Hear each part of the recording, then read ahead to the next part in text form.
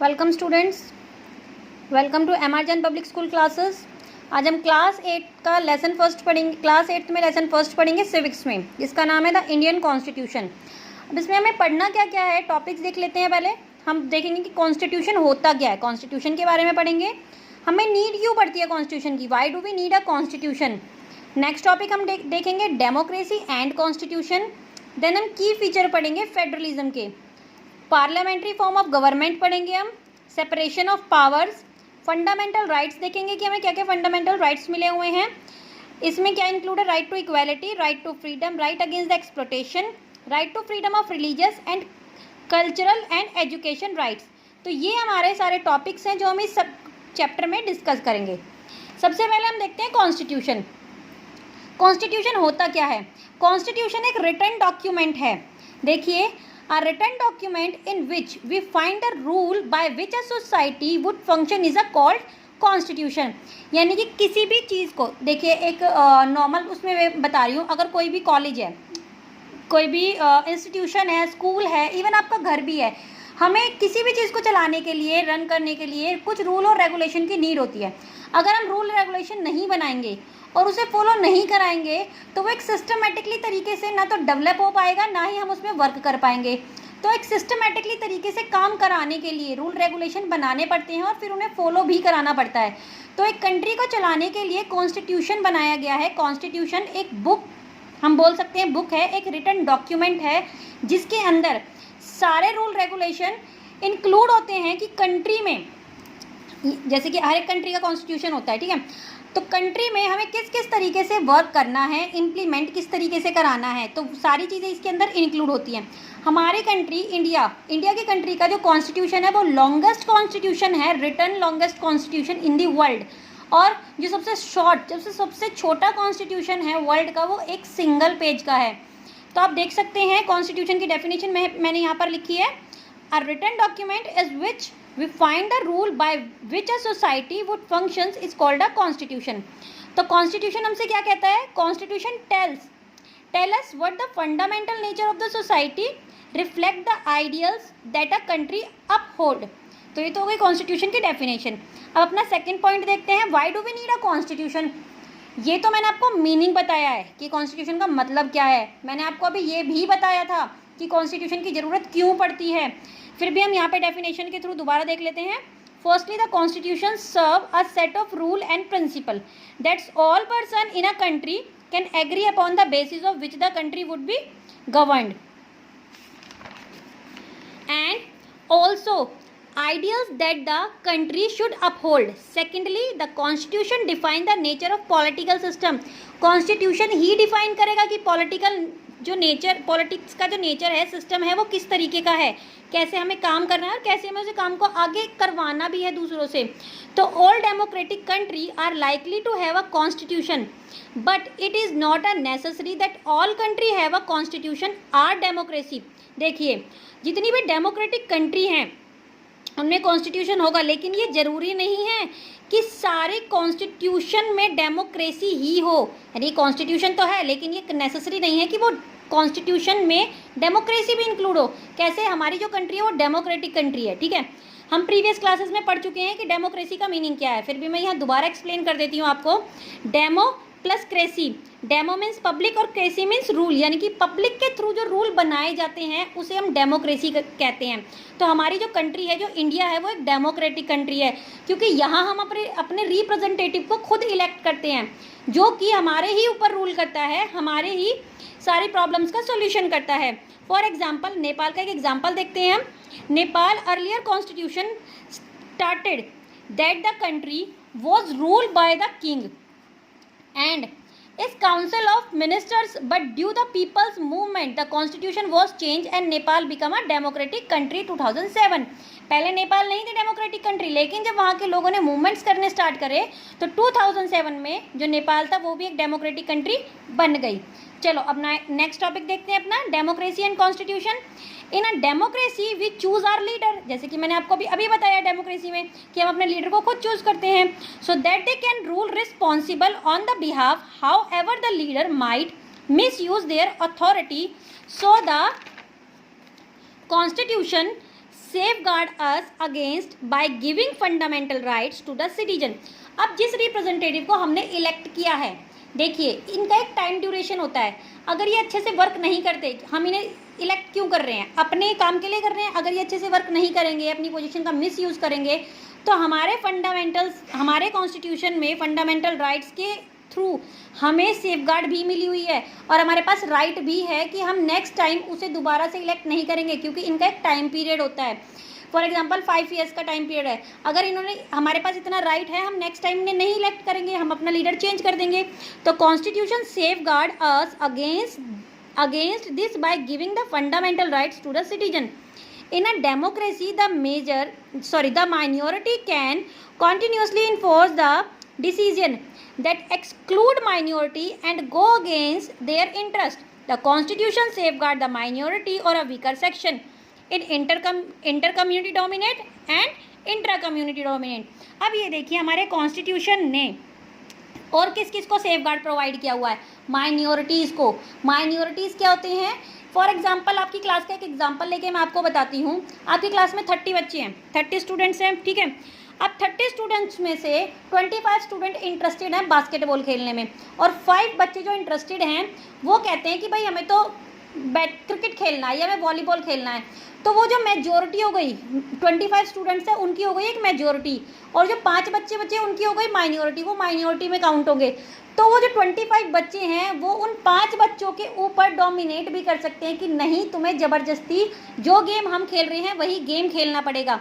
तो इसी तरीके से हमारी सोसाइटी में भी बहुत सारे, कास्ट को ले लीजिए, रिलीजियस को ले लीजिए, या स्टेटस को देख लेते हैं, बहुत सारे माइनॉरिटी सेक्शंस भी हैं जिनके ऊपर मेजॉरिटी वाले जो सेक्शंस हैं वो उन्हें डोमिनेट करते हैं, उनका एक्सप्लोटेशन करते हैं.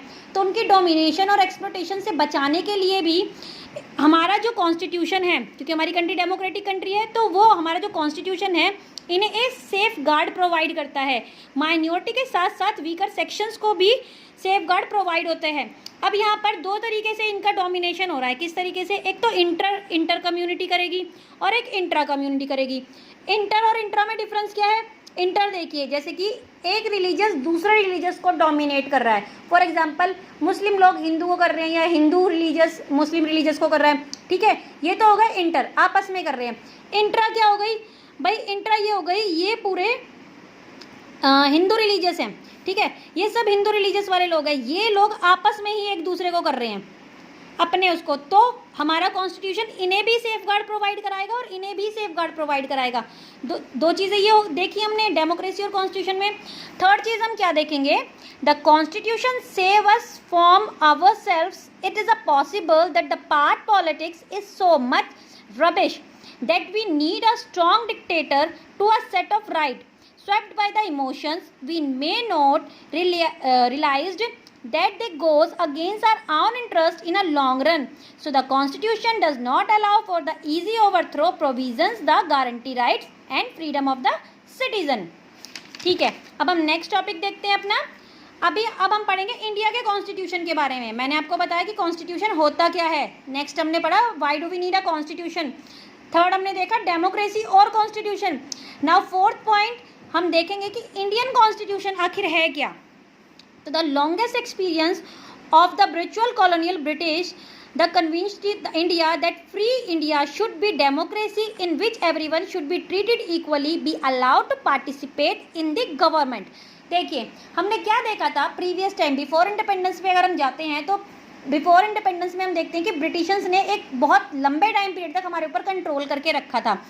तो द टाइम ऑफ ब्रिटिशर्स हमने ये देखा था कि हमें इक्वालिटी नहीं प्रोवाइड थी, हमें फ्रीडम प्रोवाइड नहीं थी, क्योंकि हमारी उस टाइम पे तो कंट्री में डेमोक्रेसी थी ही नहीं. तो हमने ये डिसाइड किया था, यानी कि हमारे जो फ्रीडम फाइटर्स थे, जो लीडर्स थे, उन्होंने ये डिसाइड किया था कि जब हम कॉन्स्टिट्यूशन को बनाएंगे उस टाइम हम इसके अंदर डेमोक्रेसी इंक्लूड करेंगे. हमें अपनी कंट्री में इक्वालिटी लेके आनी है, यूनिटी लेके आनी है, और यहाँ पे अपनी गवर्नमेंट में सब लोग पार्टिसिपेट कर सकते हैं फ्रीली. तो should be treated equally, be allowed to participate in the government. When India was adopted to get the independence, a group of 300 prominent people became a member of the Constitution Assembly in 1946 and thus met periodically for the next 3 years to write a Indian constitution. Dr. Rajendra Prasad was the president of Constituent Assembly while Dr. Bhimrao Ambedkar called the father of the Indian constitution. अब देखिए जब हमारी country independent हुई तो approx 300 जो peoples थे वो members बने कॉन्स्टिट्यूशन असेंबली के। अब कॉन्स्टिट्यूशन असेंबली जो ये वर्ड यहाँ पर आया, ये कॉन्स्टिट्यूशन असेंबली क्या होता है भाई? कॉन्स्टिट्यूशन असेंबली है जहाँ पे बैठ के हमारे लीडर्स ने कॉन्स्टिट्यूशन को बनाया था। एक जगह को हम बोल सकते हैं, ठीक है, एक जो जगह है जहाँ पे बैठ के उन्होंने डिस्कस करा था। तो इन लोगों ने पीरियोडिकली वो लोग मिलते रहे अगले 3 साल तक, और पूरे कॉन्स्टिट्यूशन में हमें क्या क्या चीज़ें इंक्लूड करनी है, क्योंकि पास्ट में हमारे साथ क्या क्या हुआ है, क्या क्या चीज़, किस किस चीज़ों को हमने फेस किया है ब्रिटिशर्स के टाइम पे, या जो हमारा हिंदू सोसाइटी में हम देखते हैं हमारी जो सोसाइटी है वो 4 पार्ट्स में डिवाइड थी, ब्राह्मण, क्षत्रिय, वैश्य, शूद्र, और फिर ब्रिटिशर्स ने भी यहाँ पे बहुत ज़्यादा डिस्क्रिमिनेशन फैला रखा था। तो ये सारी चीज़ें हमें रिड्यूस करनी है, अपनी कंडीशन को इम्प्रूव करना है, यहाँ पे यूनिटी लेके आनी है, किस तरीके से इकोनॉमी को सोशल रिफॉर्म्स लेके आएंगे जिससे कि डेवलपमेंट हो सके। तो ये सारी चीज़ें डिस्कस की, पीरियोडिकली सब मिलते रहे। फाइनली कॉन्स्टिट्यूशन बनना स्टार्ट हुआ, इसके ऊपर डिबेट्स हुई, डिस्कशंस हुए, और जो हमारे कॉन्स्टिट्यूशन असेंबली के प्रेसिडेंट थे वो थे डॉक्टर राजेंद्र प्रसाद, और जो हमारे डॉक्टर भीमराव अंबेडकर हैं इन्हें father of the Indian constitution बोला जाता है। हमने 6th क्लास में भी ये पढ़ा है कि doctor Bhimrao Ambedkar is called the father of Indian constitution. Next चीज़ देखिए, ये टास्क इजी नहीं था, ये टास्क बहुत डिफिकल्ट था। कौन सा टास्क? कॉन्स्टिट्यूशन बनाने का। क्यों? क्योंकि भाई हमारी जो कंट्री थी उसमें डिफरेंट कम्युनिटीज़ के लोग थे, डिफरेंट लैंग्वेजेस थी, रिलीजियस थे और कल्चर था। तो इन सब को एक साथ एक यूनिटी में लेके आना, डाइवर्स कंट्री है हमारी, हम 6th क्लास में ऑलरेडी डिस्कस कर चुके हैं, India is a diverse country. तो इन सब को मिला के एक यूनिटी में लेके आना विदाउट एनी डिस्क्रिमिनेशन बहुत टफ था। और उसी टाइम इंडिया और पाकिस्तान का डिवीज़न भी हुआ था, जहाँ पे कि ये डिसाइड नहीं था कि प्रिंसली स्टेट कहाँ जाएंगे, उन्हें फ्रीली छोड़ दिया गया था। अनडिसाइड था कि या तो वो पाकिस्तान को ज्वाइन कर सकते हैं, अगर उनका मन है तो वो इंडिया को भी ज्वाइन कर सकते हैं। तो ये देखा गया, undecided of their future and social economic condition of the people was very poor. तो उनकी कंडीशन भी बहुत ज़्यादा पुअर थी। तो ये टास्क कैसा था? बहुत डिफिकल्ट टास्क था। फिर क्या हुआ कि they gave a visionary document thus respect the diversity of people while preserving the national unity. It was also concern for the eradicating poverty through the social economic reform. तो social economic reform के through हम किस तरीके से अपनी country में जो ये डाइवर्सिटी है इसे मेंटेन करके रखेंगे, सबकी रिस्पेक्ट करेंगे। तो इसी तरीके से हमें ये सब चीज़ें देख के, अपने इंडियन कॉन्स्टिट्यूशन में सारी चीज़ों को देख के तब कॉन्स्टिट्यूशन को बनाना स्टार्ट किया। अब आता है कॉन्स्टिट्यूशन बन गया, ठीक है, अब गवर्नमेंट बनेगी। तो गवर्नमेंट जो बनेगी, अब मान लीजिए एक किंग है, ये पूरी कंट्री है, ठीक है, तो ये एक अकेला किंग या एक अकेला लीडर पूरी कंट्री को कंट्रोल नहीं कर सकता। तो इस तरीके से अब गवर्नमेंट बनेगी कैसे, हम वो देखेंगे। तो हमारा नेक्स्ट टॉपिक है state and governments. The state refer to a political institution and represent a sovereign people who occupied define the territory like the India. तो state, the Nepal state etcetera, the India state has a democratic form of government. अब ये क्या decide हो गया था भाई, हमारे यहाँ पे तो डेमोक्रेसी गवर्नमेंट बनेगी, डेमोक्रेटिक हम इम्प्लीमेंट करेंगे। तो हमने क्या करा, हमने यूनिवर्सल एडल्ट फ्रेंचाइज के थ्रू इलेक्शंस कराने स्टार्ट करे और अपनी गवर्नमेंट बनानी स्टार्ट करी। तो the government on the other hand is a responsible for the administrating and enforcing the law. The state and the government are two different term which can not be use the interchange. अब government और state दो अलग अलग हैं भाई। देखिए, एक तो पूरी कंट्री की गवर्नमेंट हो गई जो कि पूरी कंट्री को कंट्रोल करेगी, देखेगी इंटरनेशनल ट्रेड हो रहे हैं या रिलेशनशिप हो रही है, वो सारी चीज़। और फिर हमारे यहाँ पर स्टेट्स हैं, अलग अलग स्टेट्स हैं, अलग अलग स्टेट में अपनी अलग अलग पावर दी जाएगी हर एक मिनिस्टर्स को, मतलब जो लीडर वहाँ से रिप्रेजेंटेटिव इलेक्ट होगा। तो ये आपस में इंटरचेंज भी नहीं हो सकते। तो हमारे जो ये गवर्नमेंट है, इसको देखा गया कि स्टेट और गवर्नमेंट में किस तरीके से एक बैलेंस मेंटेन करके रखा जाएगा। तो की फीचर क्या थे, हमारी जो कंट्री है फेडरल कंट्री है, फेडरलिज्म है यहाँ पर। तो इसके की फीचर क्या है, फेडरलिज्म का मतलब होता है टाइप्स ऑफ लेवल। यहाँ टाइप्स हैं, किस मेनली हम क्या बोलते हैं, 2 टायर ऑफ गवर्नमेंट है हमारे यहाँ पे। जैसे कि सेंट्रल लेवल हो गया, सेंट्रल लेवल मतलब ये पूरी कंट्री को कंट्रोल कर रही है, ठीक है। अब हो गया स्टेट लेवल हो गया, यानी कि इसके अंदर अलग अलग स्टेट आ रहे हैं। अब हमारा इंडिया है, इंडिया एक हो गया, उसकी ये हो गई सेंट्रल, ठीक है। अब इसमें मुंबई देख लेते हैं, दिल्ली है, हरियाणा है भाई, और उड़ीसा है, केरल है, मतलब ये अलग अलग स्टेट हो गए, ठीक है। इनके स्टेट के बाद भी हर एक स्टेट में पंचायती राज सिस्टम, भाई विलेज लेवल भी तो होगा, विलेज लेवल भी देखा जाएगा। तो ये फेडरल सिस्टम है, यानी कि टाइप्स ऑफ गवर्नमेंट। ये लो लेवल से स्टार्ट करेंगे, सेंटर देखेगी पूरी कंट्री को, स्टेट देखेगी अपने स्टेट वाले पोर्शन को, लेकिन स्टेट के अंदर भी डिस्ट्रिक्ट्स हैं, विलेजेस हैं जो आते हैं, वहाँ पंचायत सिस्टम और आगे उनकी गवर्नमेंट कंटिन्यू करेगी, यानी कि उनके काम को देखेगी, किस तरीके से हमें यहाँ पे डेवलपमेंट करनी है, क्या क्या प्रॉब्लम्स है, कैसे सॉल्यूशन करेंगे, ये सारी चीज़ें इस तरीके से देखी जाएंगी। तो it refers to the 3 level of government, namely centre, state and Panchayati Raj. There were vast number of communities in India, so the government working in the capital city of New Delhi was not sufficient, क्योंकि जो country है हमारी India बहुत बड़ी है, कि population बहुत ज़्यादा है, तो सिर्फ एक जगह बैठ के पूरी कंट्री के ऊपर कंट्रोल करना या वर्क करना, that is not the possible. तो another level of government in the state we needed was needed, तो हमें दूसरे लेवल की नीड है, क्योंकि सेंट्रल लेवल से काम नहीं होगा, तो दूसरा लेवल हमें कौन सा चाहिए, state level. While each state level enjoy the autonomy in certain issues, subject and national concern, the required that all these state followed by the law of central government। सभी स्टेट गवर्नमेंट को autonomy है, यानी autonomy enjoy करेंगे, यानी कि उनके काम में कोई भी इंटरफेरेंस सेंट्रल गवर्नमेंट नहीं करेगी। जैसे कि स्टेट से रिलेटेड जो भी डिसीजंस लेने हैं, जो भी डिस्कशन करना है, या जो भी चेंजेस करने हैं, जो भी डेवलपमेंट के लिए करना है, वो करेगी, उसमें सेंट्रल गवर्नमेंट का इंटरफेयर नहीं होगा। कब तक इंटरफेयर नहीं होगा, जब तक वो पूरे अपने स्टेट से हट के पूरी कंट्री को नहीं मतलब कोई प्रॉब्लम नहीं हो रही है, तब तक वो उसमें कोई इंटरफेरेंस नहीं करेगी। The constitution list the issue that each tyre of government can make a law and also were each tyre of government can get the money from the work. अब क्या है, हर एक टायर अपने वहाँ के लिए रूल बनाएगी, रूल रेगुलेशन बनाएगी, लॉ बनाएगी, उन्हें इम्प्लीमेंट भी कराएगी, और अपने हर एक काम के लिए वो मनी भी, अब पैसे कहाँ से मिलेंगे भाई, जो हमारा टैक्स वगैरह जाता है या बाकी चीज़ों से जो हमारा रेवेन्यू सारा कलेक्ट होगा, तो अपने काम को कंप्लीट करने के लिए पैसों की नीड होगी, तो वो पैसे भी गवर्नमेंट उन्हीं से लेगी। अब देखिए नेक्स्ट टॉपिक है पार्लियामेंट्री फॉर्म ऑफ गवर्नमेंट। हमारी जो गवर्नमेंट है इंडिया की, वो पार्लियामेंट्री गवर्नमेंट है। पार्लियामेंट्री कैसे है, हमारे यहाँ पर सेपरेशन है, पावर्स की सेपरेशन से देखिए, the constitution of India guarantees universal adult suffrage of the old citizen. अभी मैंने आपको पीछे बताया था, यहाँ पे क्या था, यूनिवर्सल एडल्ट फ्रेंचाइज को हमने इंक्लूड करके एक वोटिंग सिस्टम स्टार्ट किया था, जिससे कि डेमोक्रेसी को हम इम्प्लीमेंट कर सकें, डेमोक्रेसी स्टैब्लिश कर सकें अपनी कंट्री में। तो this would help encourage a democratic mind set and break the culture of traditional caste, class and gender biasness.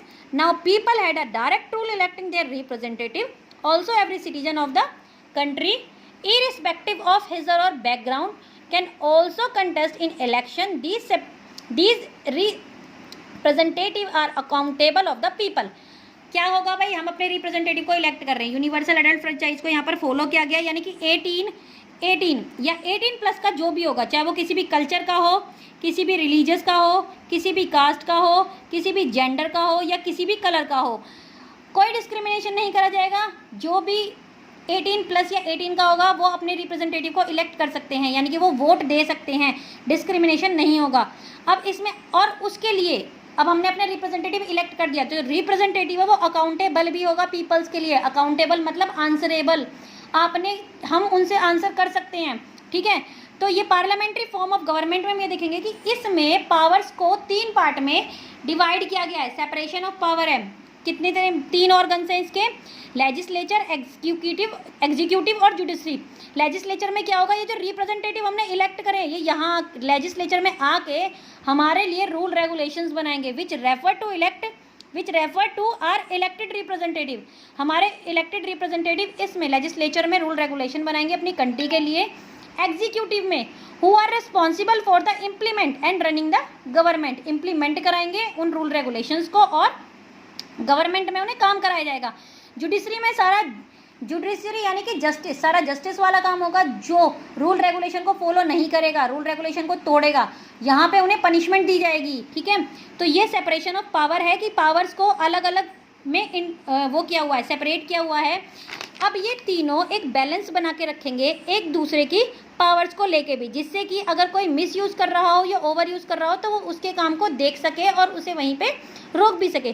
तो each of these organ should exercise different powers and each organ act the check on the other organs of the government the ensure the balance of power between all three. ठीक है। तो next topic fundamental rights. अब ये fundamental rights क्या है, देखिए हमारी governments ने हमें कुछ राइट्स प्रोवाइड किए हैं, हमें इन द सेंस हम जो सिटीजन्स हैं अपनी कंट्री के सारे सिटीजन्स को राइट्स प्रोवाइड किए हैं, मतलब विदाउट एनी डिस्क्रिमिनेशन। सिर्फ क्या होना चाहिए, अपनी कंट्री का वो सिटीजन होना चाहिए। तो इंडिविजुअली सभी को ये सिटीजन प्रोवाइड मिले हुए हैं और इसकी हमारा कॉन्स्टिट्यूशन गारंटी भी लेता है। एक रिटर्न डॉक्यूमेंट में ये हमें प्रोवाइड भी होते हैं। अगर कोई हमारे राइट्स को एक्सप्लोटेशन कर रहा है तो हम जाके सुप्रीम कोर्ट, हाई कोर्ट में उसके अगेंस्ट केस भी फाइल करा सकते हैं। क्यों? क्योंकि अगर हमें, जैसे कि अभी हमने पीछे पढ़ा था कि माइनॉरिटी वाले लोग जो हैं, लोअर सेक्शन वाले जो लोग जो होते हैं उनके ऊपर उन्हें डोमिनेट किया जाता है, उनका एक्सप्लोटेशन होता है।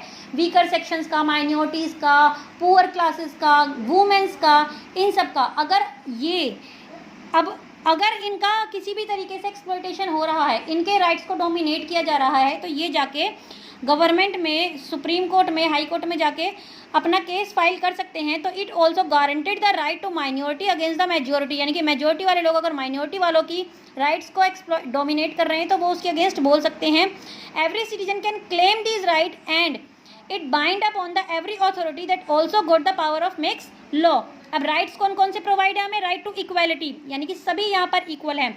राइट टू फ्रीडम, हमें फ्रीडम है किसी भी काम को करने के लिए, कुछ भी बोलने के लिए, लेकिन उनका भी एक क्राइटेरिया बना हुआ है। हम तब तक वो काम करेंगे जब तक दूसरे वाले सिटीजन्स को किसी भी चीज़ में प्रॉब्लम ना हो, क्योंकि जो राइट्स हमें प्रोवाइड किए गए हैं सेम राइट्स दूसरे को भी प्रोवाइड हैं। तो हम अपने राइट्स का इस तरीके से यूज़ करेंगे कि हमारे राइट्स की वजह से दूसरे सिटीजन के राइट्स को प्रॉब्लम ना हो, प्रॉब्लम क्रिएट ना हो। राइट अगेंस्ट एक्सप्लोटेशन, अगर कोई हमारा एक्सप्लोटेशन कर रहा है तो हम उसके अगेंस्ट भी बोल सकते हैं। हमें फ्रीडम है किसी भी रिलीजियस को एक्सेप्ट करने की, किसी भी रिलीजियस को मनाने का, किसी भी धर्म को अपनाने का। And culture and educational right, हम अपने कल्चर को किसी भी तरीके से सेलिब्रेट कर सकते हैं, किसी भी कल्चर को हम अडॉप्ट कर सकते हैं, हम एजुकेशन ले सकते हैं, हमारे पास राइट है, हमें एजुकेशन प्रोवाइड करने के लिए कोई भी मना नहीं कर सकता। अब हमारा नेक्स्ट टॉपिक है directive principle of state policies. The section was designed by the members of constituent assembly to integrate social and economic reform and serve as a guide independence India state of initiate law and policy help the reduce the poverty of the masses।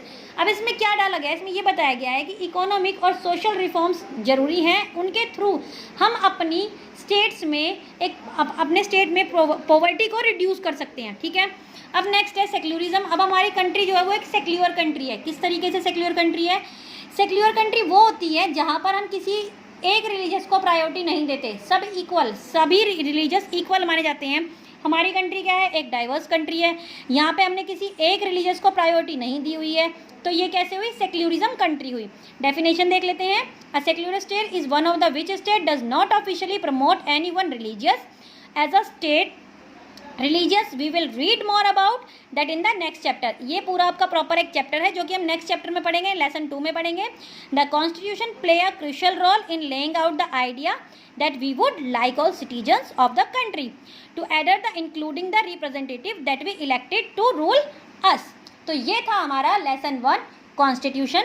इसमें हमने सारी चीज़ें discuss करी। What is constitution, why do we need constitution, democracy and constitution, parliamentary government, rights हमने देखे। तो ये हमने अपने फर्स्ट चैप्टर में सब कुछ डिस्कस करा। बाकी हम सेक्युलरिज्म अपने नेक्स्ट चैप्टर में देखेंगे कि सेक्युलरिज्म होता क्या है, उसे हम डिटेल में पढ़ेंगे। Okay, thank you. Have a nice day.